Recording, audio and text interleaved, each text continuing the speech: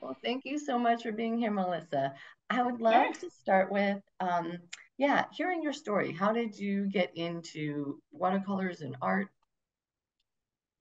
Yeah, I do not have a background in art. I am a high school English teacher, is how I spent most of my career. But when the pandemic started, I was on maternity leave and had four little boys at home, including a 6 week old. My husband was working full time as a therapist and also finishing his doctoral dissertation. So he was in the basement, working 70, 80, 90 hours a week, and Oh, we had no childcare. So things were, and we were trying to do virtual school for the older kids. And yeah, at the beginning of the pandemic, we had a 7 year old, a 5 year old, a 2 year old, and a newborn. yeah. So it was just an intense time. It was a very intense time. And um, pretty quickly after the pandemic started, my dad was diagnosed with, well, he went to the hospital for some heart issues and just things were, it was just rough. It was a really rough time. And at some point, I just picked up a set of my son's Crayola watercolors as really just like a self-soothing activity. Like maybe this will be fun, and it worked. It just was a thing that it felt good. It was at a time when like not many other things in my life felt good or easy or just like simply pleasant. Mm. Of course, I enjoyed my children and was thankful for them and enjoyed them in many ways, but it's complicated and difficult to take care of young kids. So Yes. painting was um, just like a very simple, uncomplicated, soothing activity. And did you take any classes like in undergrad or grad or like anywhere along the line to like have kind of a background with it or? No, not at all. And it's interesting that you asked that because in high school, I wanted to take an art class, but I was so sure that I would fail at it and that I would like that people would laugh at me at how Yeah. bad of an artist I was that I didn't even try. And that's a theme in my life is like I don't try things that I'm not sure I'll be good at. Oh, hello. Um, Yes.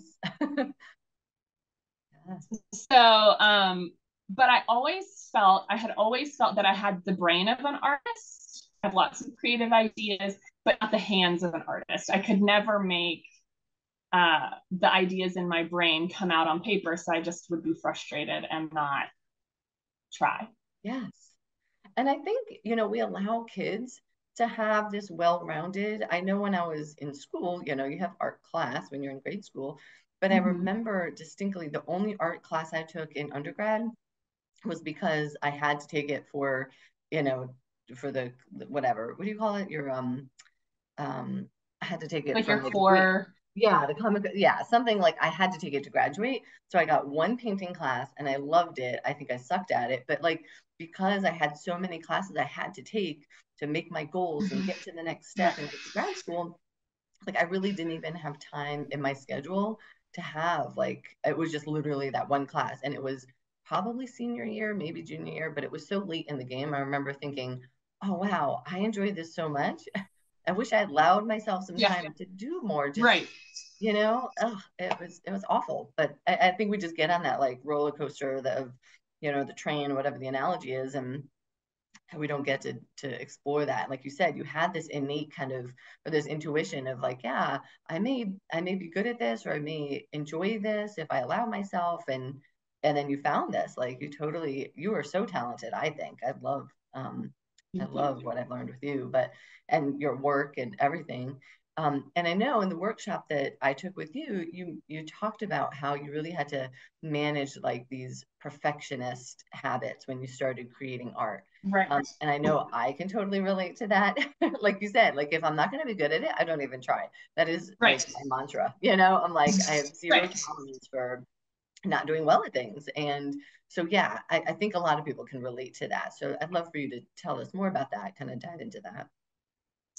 Yeah, I think that for me, what made this different, and I actually did take like a drawing class as an adult because I like wanted to be good at it.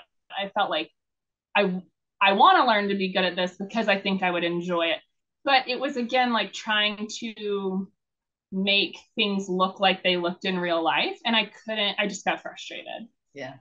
with the effort that it would take to Yeah. learn to make things like to draw realism.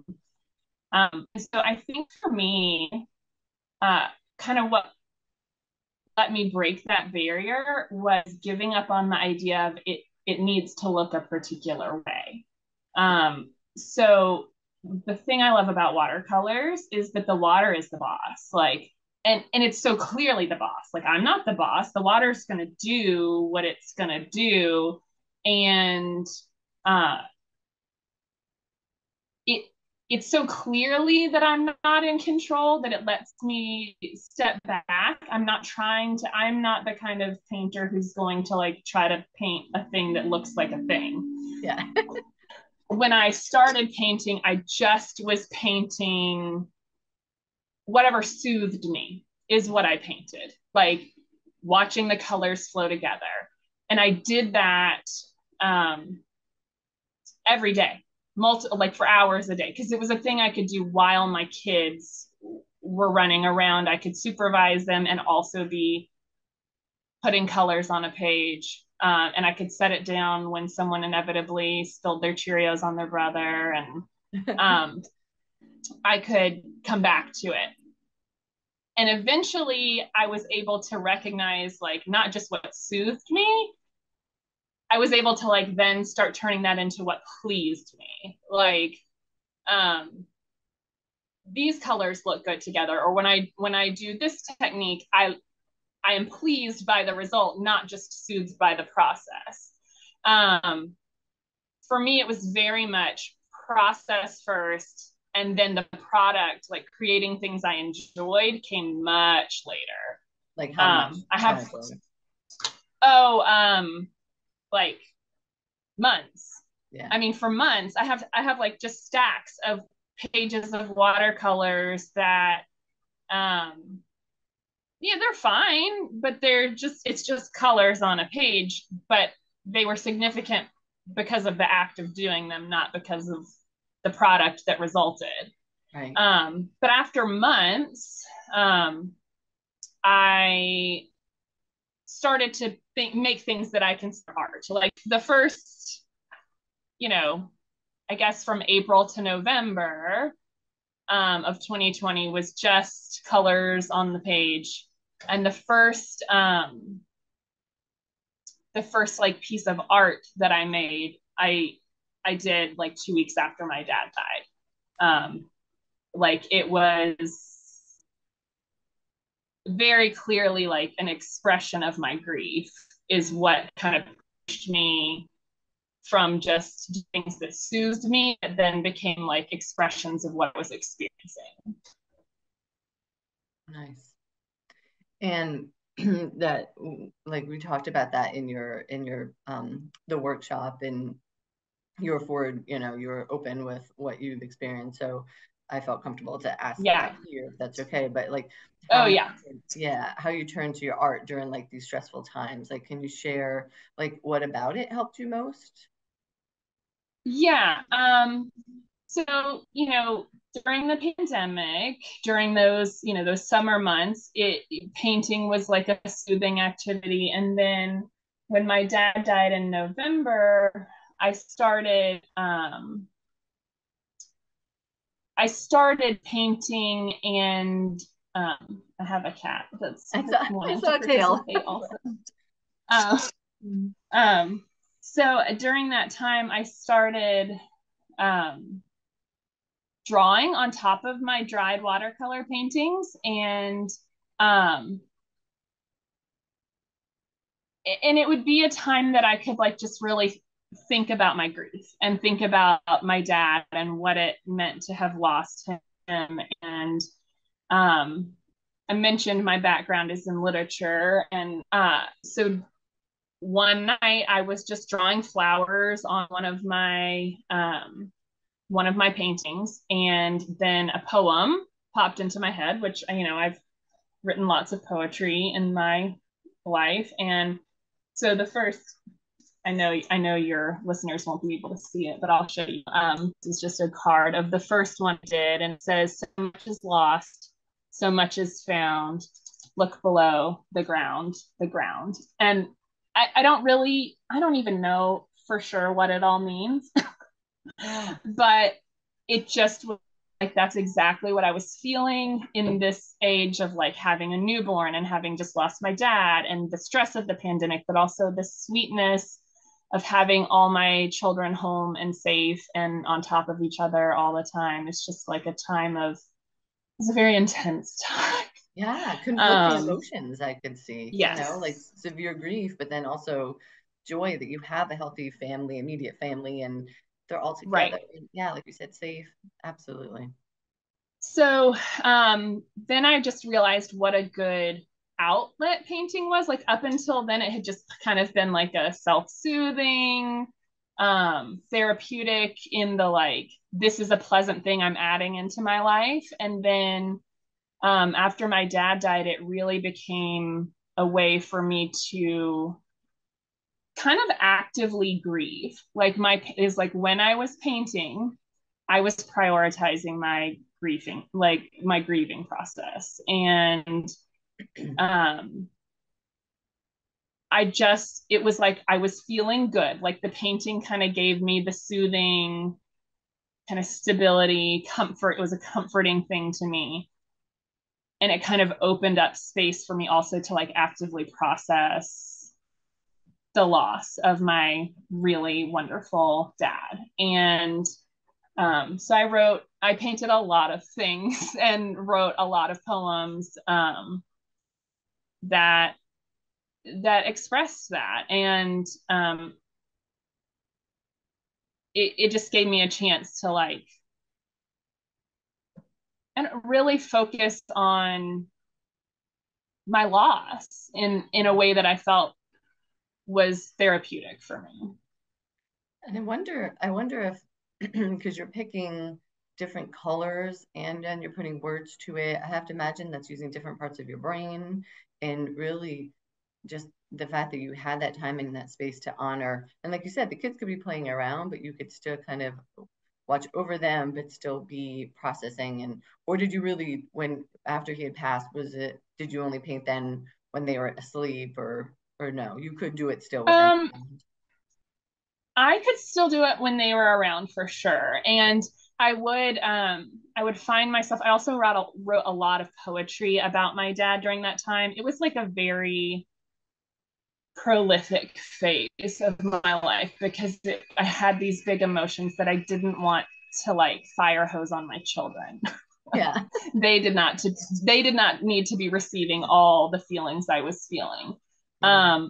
So it was almost like the painting and the poetry was like a receptacle where I could place those feelings so that I could still function as a mother, given that my kids, my husband took off the amount of time he could take off um to like help me, but Yeah. I still, Yeah. You he still had still to had do to the work work. and finish.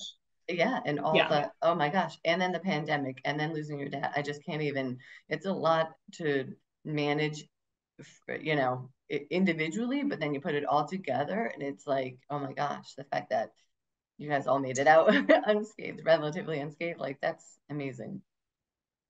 Yeah. It was rough. It Yeah. was really rough. I am not gonna lie. Like that period, I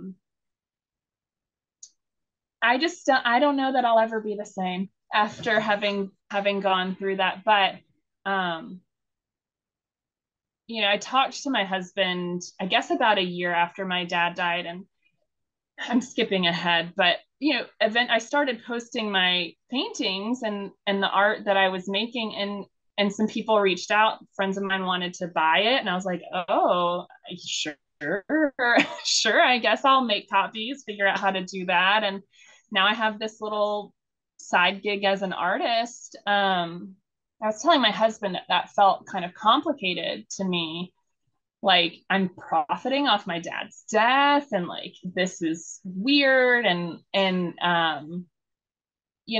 that his death awakened this like thing in me that I'm really grateful for, but like of course I would give it all back if I could have my dad. And it's nice to be married to a therapist sometimes. Yeah.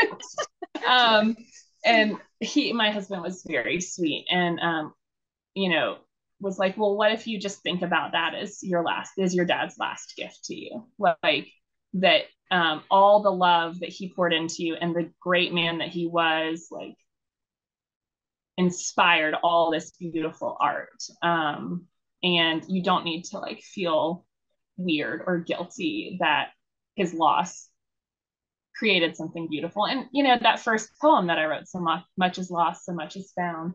Yeah. It's all connected. Yes, it's all in the ground. Oh my gosh, yeah, it was in you. And think about, how your parents raise you up and help that.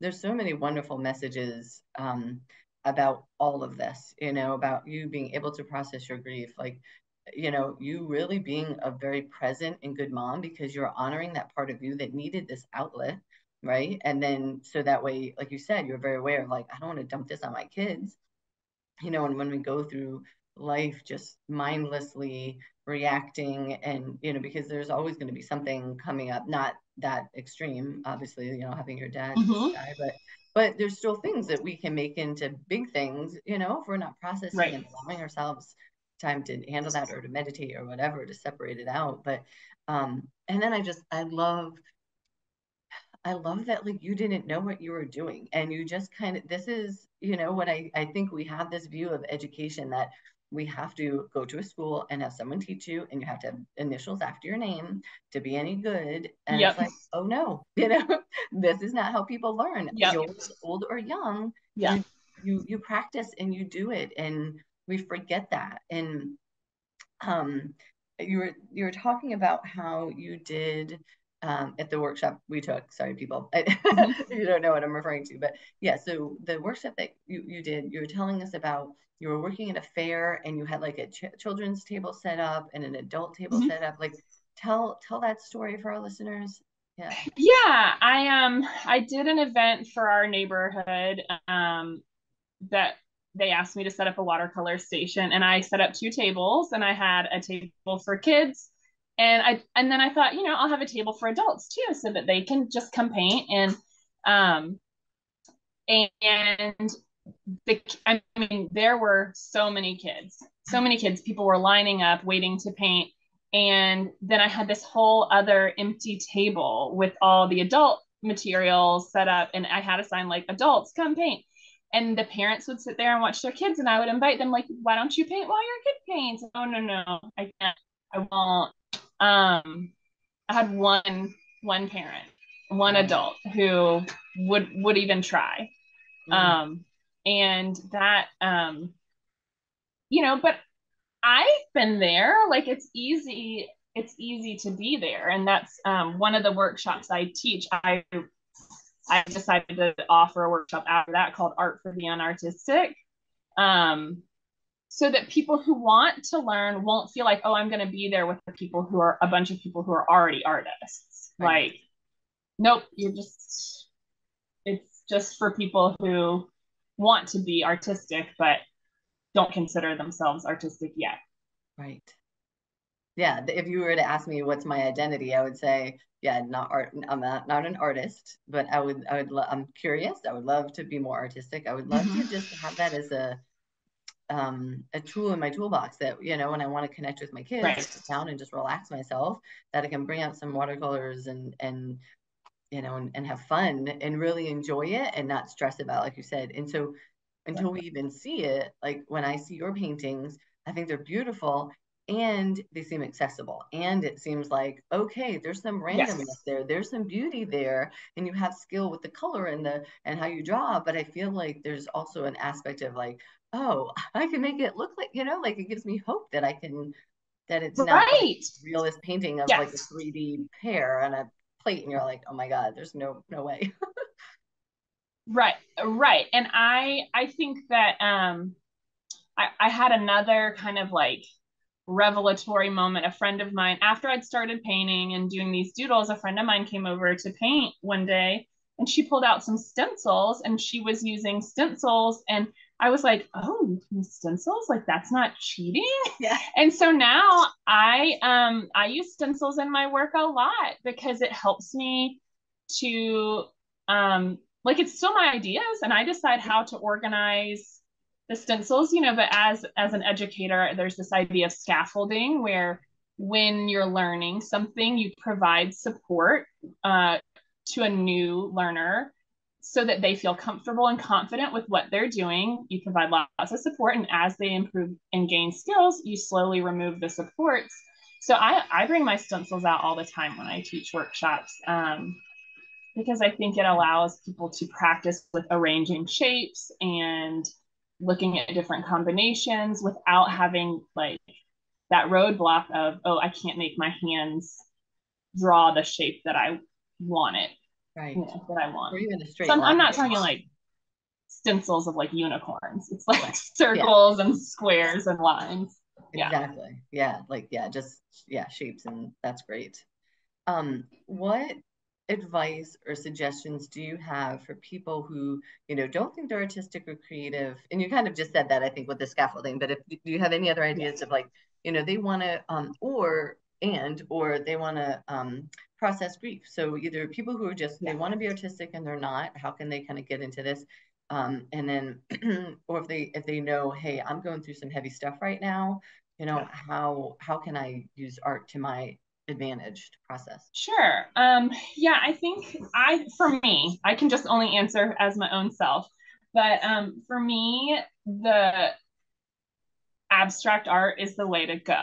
Like if you are wanting to be artistic, but you don't know where to start. So I have actually several pieces of advice.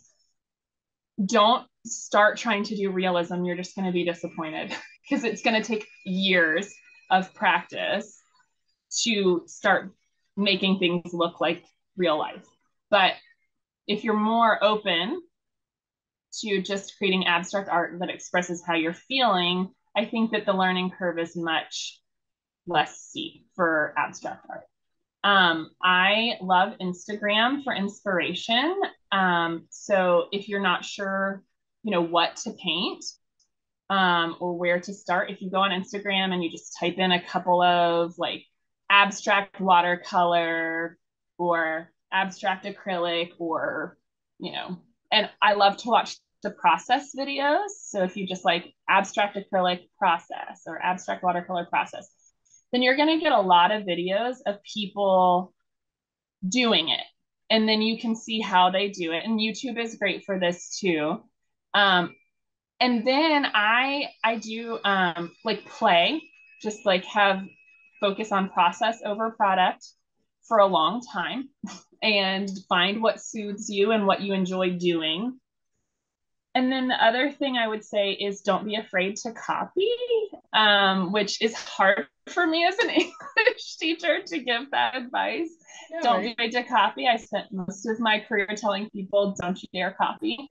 Right. Um, but a lot of what I have learned is finding a piece of art that inspires me and then trying to figure out how to recreate it.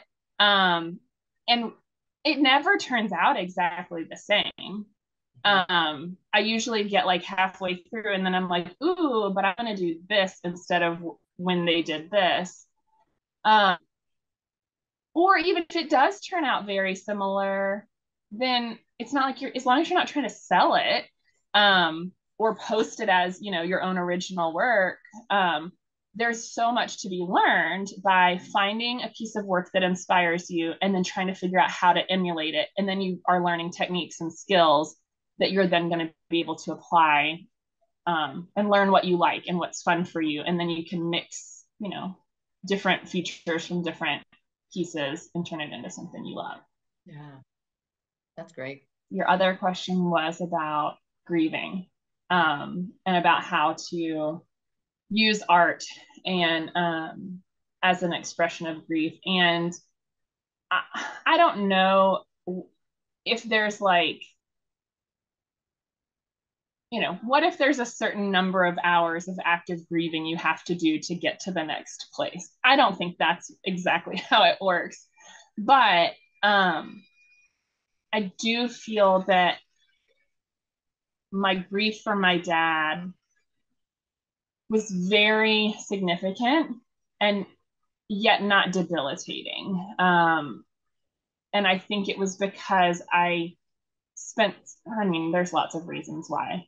But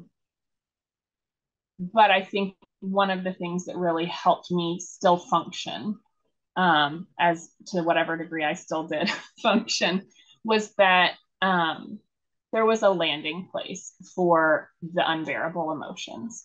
And the unbearable emotions were paired often with an activity that was positive for me.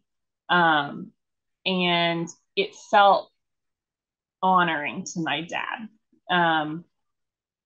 It still feels honoring to me. But this might be my favorite piece. I'll explain it for the people who are listening. It's watercolor splotches and kind of pastel colors, and it's got some kind of sketchy looking trees on it. And then the poem says, "We know what it means to have been loved by someone of uncommon goodness." And it's one of my favorite pieces because I think it really summarizes what it was like to have lost my dad. And a lot of people have commented that piece really connects with them, and it's like we're in a club together, like people who were loved, we have been loved, and now that present tense love is gone, but it's still there. And I think that when I painted that, it's a memorial to my dad, and everyone who sees it is experiencing a thing I did to honor my dad. And even if no one ever sees it and it just exists for me, those were moments I spent thinking about my dad, contemplating his impact on my life, and processing what it means that he's gone. So it felt like, if there's a certain amount of work to be done in grieving, I feel like I got a lot of that work done by painting and writing. And now there's like a thing that exists that didn't exist before. And I think it's so beautiful how you said that in the past, you had that thought of, oh, now I'm benefiting financially off of this grief and but really, I look at it as like twofold, right? So you get to process it and you're giving words to other people and like the ability to other people, and then you're connecting people, right? Because at some point we're all going to lose someone that we really love, Right. and hopefully we have people in our lives that it'll be devastating when we lose them because we had those connections. Right. And so, the fact that now these people, we can have some community, and yeah, I think there's so many beautiful layers to what this has brought for your life and other people's lives. And I absolutely can relate to that. I actually started this podcast because of my dad had passed, and especially the last couple of years of his life. He like when I was a professional and then starting my practice and everything, he really wanted me to write a book. And I was like, yeah, not so much, Dad. I'm like, me and writing, the perfectionist comes out. And right. So at the time I was like, no. And it was horrible. His passing was just awful. And so when I came up for air, after that process, after he had passed, I remember just having this desire to honor him and to, and I just knew I can't write a book right now. It's, you know, maybe in the future, but right now it's not in me. And I remember thinking, what would be easy? What would feel easy that I could still honor him and feel connected to that wish of his? And I was like, I can talk. I'll start a podcast. So I literally just started this podcast like on a whim. Yeah.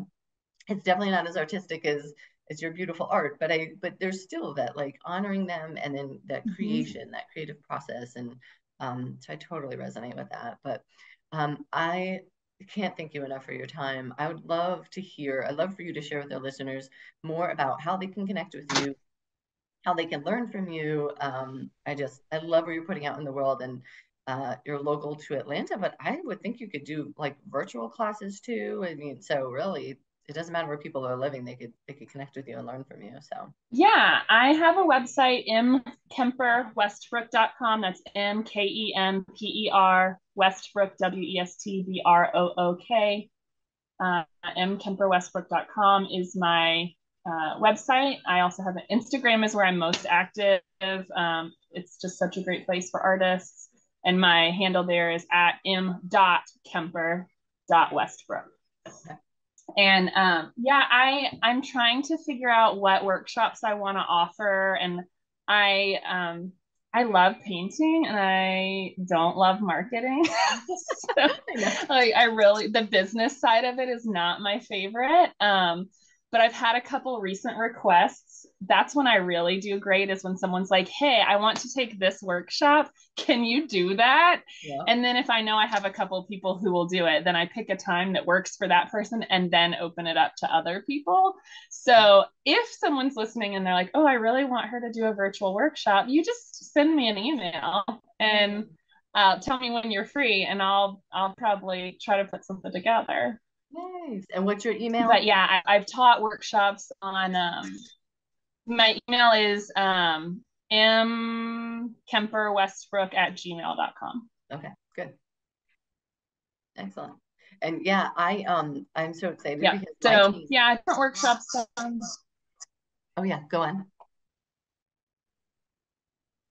No, I think we've got a little bit of lag, so I hope I wasn't talking over you. Yeah, a couple of different workshops I offer are, I do like parent and child partner art workshops, where you make collaborative art with your child. I do art for the unartistic. I've done reconnecting with your creativity for moms and caregivers. And I have in my brain to do art and expression for the grieving, but I'm a little like, I'm probably going to try and pair up with a therapist to help me, to bring the professional therapeutic aspect to it. That's great. Yeah.